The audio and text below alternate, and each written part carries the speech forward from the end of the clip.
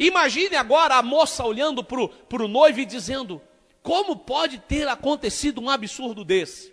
Imagina agora o moço olhando para a noiva e dizendo assim: culpa dos seus pais, porque seus pais foram irresponsáveis, erraram no planejamento, né? Quem sabe alguém começa agora a jogar a culpa para o outro, no sentido de que, teu pai não quis gastar mais, tua mãe foi mesquinha, foi avarenta, você é um mão de vaca, você não quis dar valor à nossa festa, ao nosso matrimônio, a esse momento tão importante da nossa vida.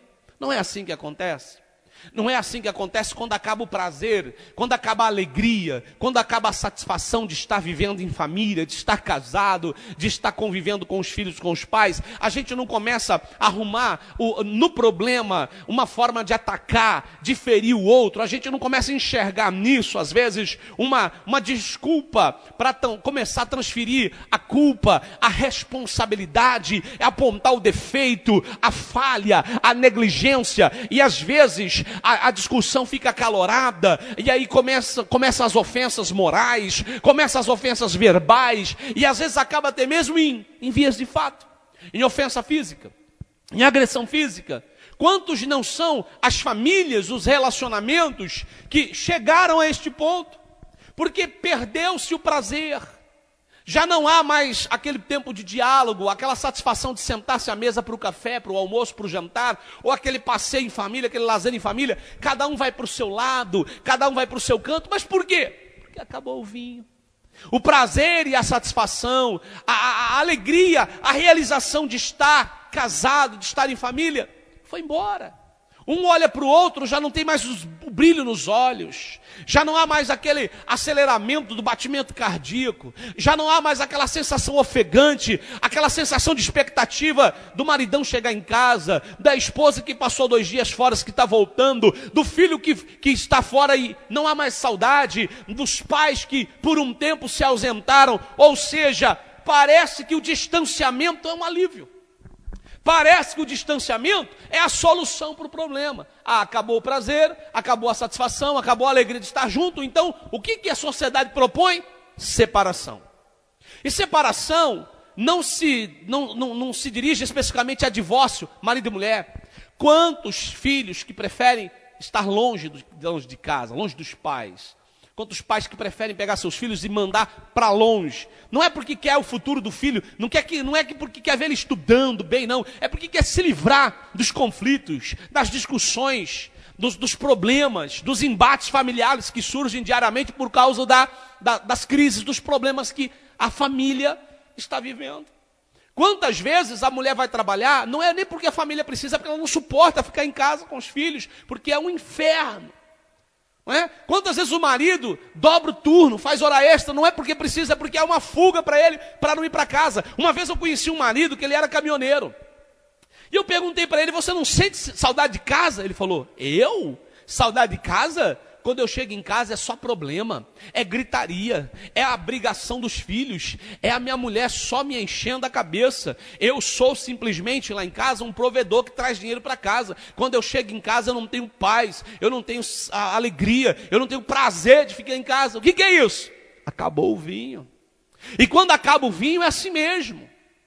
Não há mais aquele beijo fraternal do pai e do filho, não há mais aquele abraço, não há mais aquela oração em família, não há mais aquele momento de prazer, de alegria que antes havia. Acabou. O casal se esfria, não se toca mais, não se beija mais, não dialoga mais, não sai mais junto, né? Os filhos, os irmãos vivem em constante conflito, cada um no seu cantinho, no seu mundinho, né?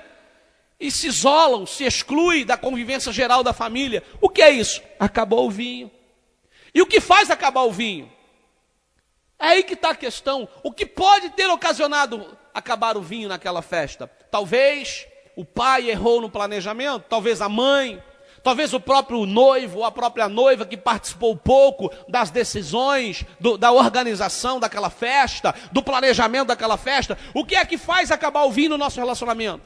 Existe a parte de culpa, sim, do pai, do marido, mas existe a parte de culpa também da mãe, da mulher, assim como também existe a responsabilidade dos pais, mas existe a responsabilidade dos filhos. Quando alguém começa a negligenciar a sua parte, o vinho acaba. Quando o marido pensa só em si mesmo, Ele provoca na mulher um desinteresse, um esfriamento, uma desmotivação. Quando a mulher começa a pensar só em si mesmo, ela provoca no marido o mesmo sentimento, a mesma sensação. Assim por diante, se os filhos não se sentirem pelos pais motivados, admirados e valorizados, eles começam a perder também esse sentimento recíproco pelos pais. Eles começam a desconstruir toda esta parte que antes deveria já estar sendo construída no seu interior, ou seja, perde também, param de dar importância, param de dar relevância, porque vê no exemplo conjugal ou maternal e paternal um exemplo negativo e vão assimilando. Lembra que semana passada, na mensagem anterior, falamos que nós somos fruto do meio que estamos inseridos? Nós vamos assumindo a forma que vão nos dando. Então é importante a gente pontuar o que é que está fazendo acabar o vinho em meu relacionamento. São as palavras rudes? São as agressões verbais? É a gritaria? São as ofensas constantes? Reclamações exageradas? A Bíblia diz, por exemplo, que é melhor você morar num barraco do que com uma mulher irritada, né? A Bíblia usa outro termo, eu trouxe para a linguagem de hoje, né? Ou seja, é ruim para o marido aquela mulher o tempo todo falando a mesma coisa, toda hora do mesmo jeito, lembrando de coisa de 10 anos atrás e pontuando toda hora a mesma coisa. É ruim também para a mulher, da mesma forma, um homem sem iniciativa, um homem que não toma posição, um homem que não toma decisão, um homem que não é o cabeça de fato, não é o referencial da família. E isso às vezes vai fazendo o quê? Faltar o vinho, porque no relacionamento é necessário a construção desse sentimento, admiração e respeito,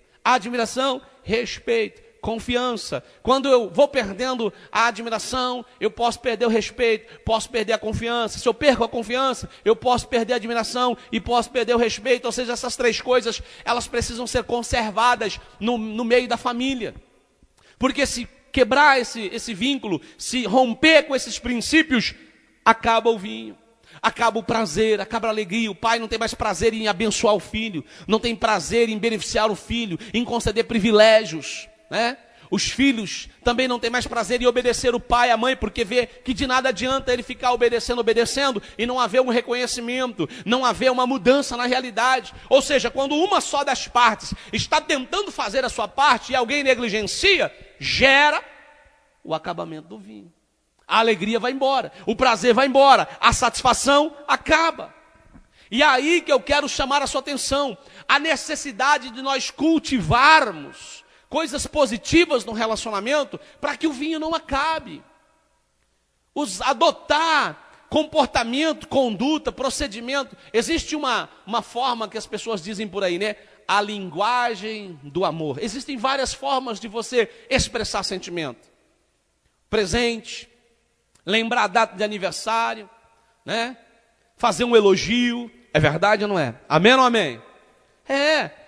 Reconhecer as qualidades, reconhecer as virtudes. Quantas vezes nós acabamos por se tornar pessoas viciadas em pontuar defeitos, em fazer críticas, em apontar na cara do outro o quanto ele é errado, o quanto ele é imperfeito. Mas como nós temos dificuldade de tecer elogios, de dizer muito bem, é isso aí.